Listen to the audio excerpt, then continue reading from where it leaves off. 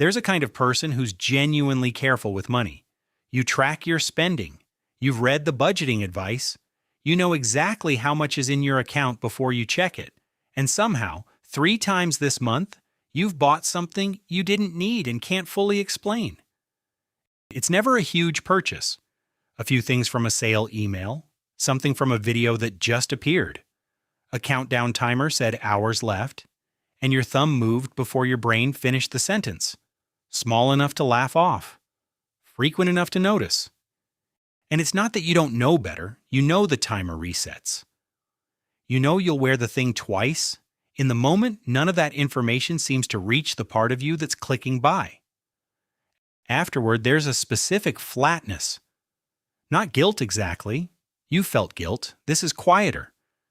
The package arrives a few days later and you almost forget you ordered it. Whatever you wanted when you clicked, the box doesn't seem to have it. You start to wonder what you were actually buying. Here's the thing almost nobody tells you. This isn't a self-control problem. You're not weak, and you're not bad with money.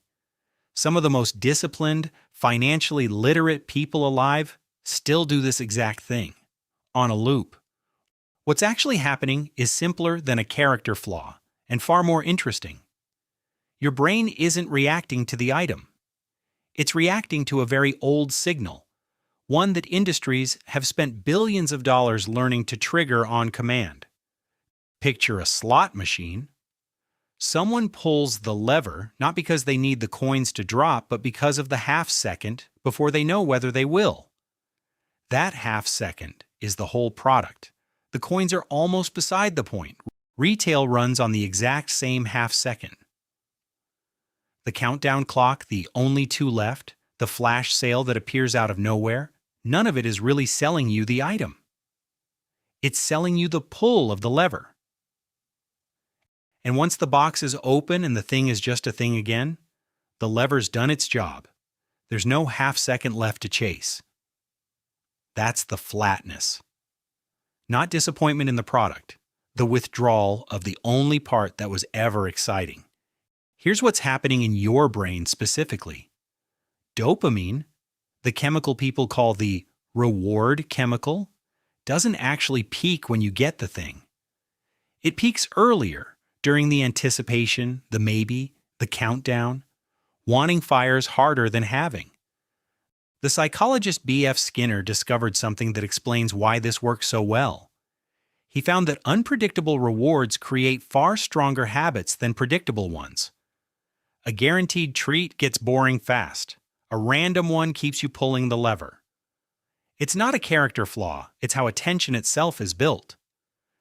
Retail figured this out generations ago, whether or not they ever read Skinner. Surprise restocks.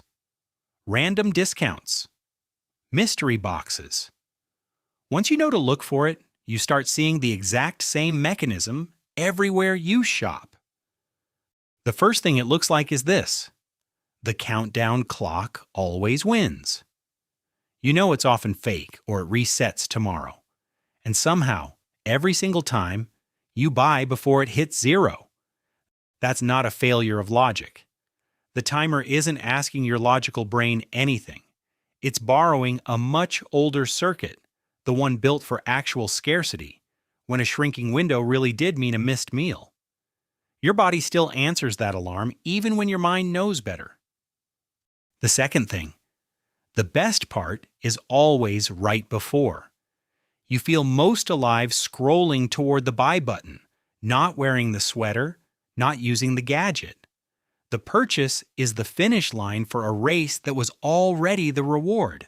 That's why the having so often feels smaller than the wanting. You're not disappointed in the object.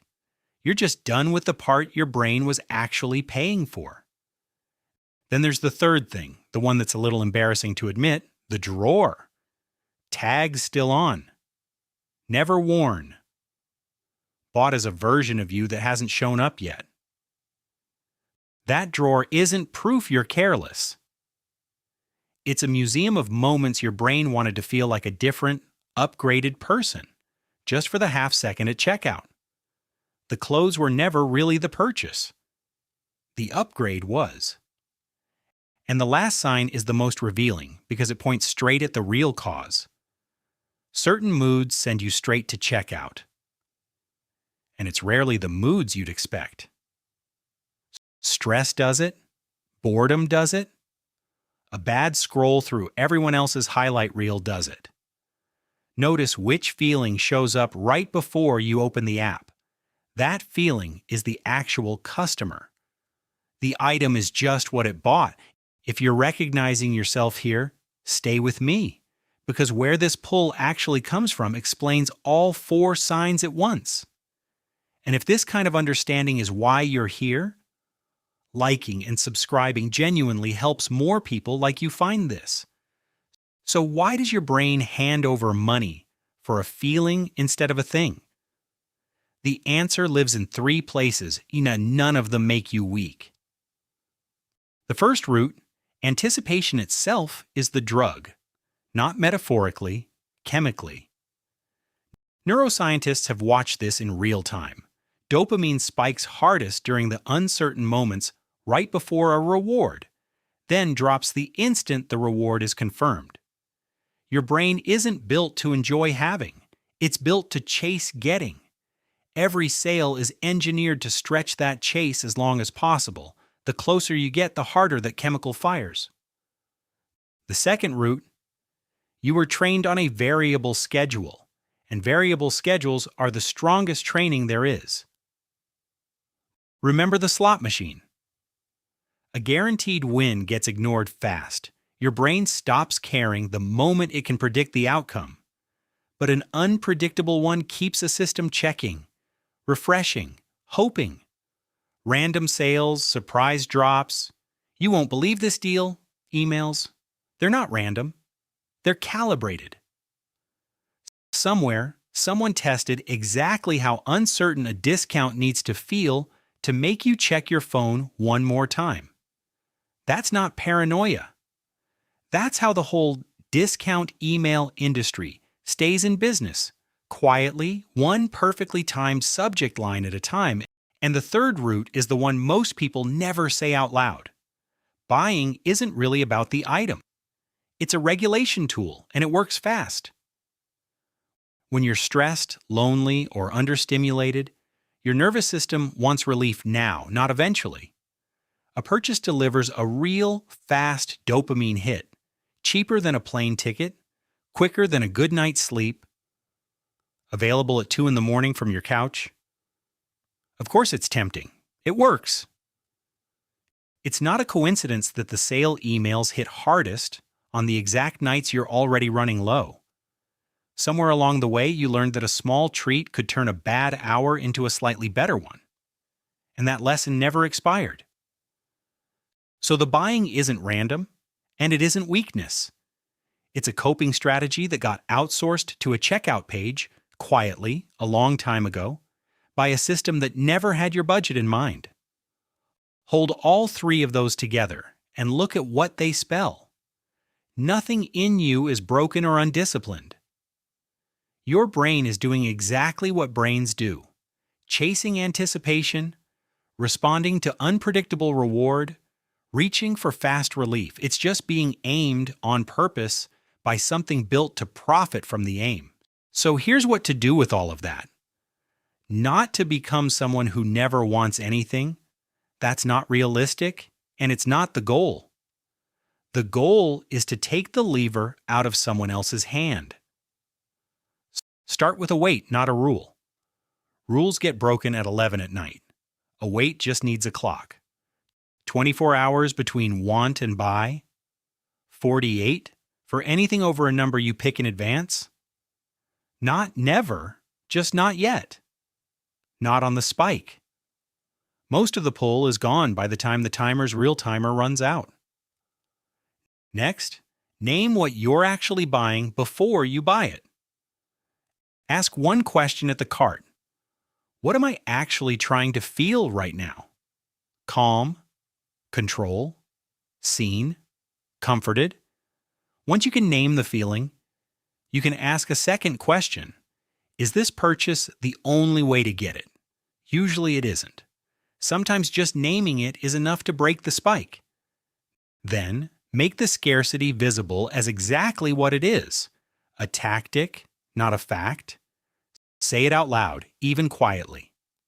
This timer is designed to rush me. Naming a manipulation in real time takes most of its power away, the same way naming any pattern does. The urgency was manufactured. Once you see the hand on the lever, it stops feeling like your own decision. And finally, reroute the regulation. The underlying need was always real. It just doesn't need a package to arrive. Figure out which mood sends you to check out, and build a 2-minute version of relief that doesn't cost anything. A walk, a call to one specific person. 5 minutes doing nothing at all. The dopamine dip still needs answering. It just doesn't need a receipt. Build the cheap version once, and it's there the next time the mood shows up. Try this the next time a countdown clock shows up in your feed. Pause. Name the feeling underneath it. Then decide, not the version of you that's mid-spike, the version reading this a day from now. Most of what's in that unworn drawer wasn't really about the item at all. It was about a half-second of hope that a system knew exactly how to manufacture, over and over for a price. So go back to the slot machine one last time. The lever was never about the coins, and once you know that, you get to decide when it's actually worth pulling and when it's just a machine doing what it was built to do. You were never bad with money. You had a very old, very human circuit aimed at you by systems that studied it far more carefully than you ever had to. Now you've studied it back. That alone changes which hand is on the lever.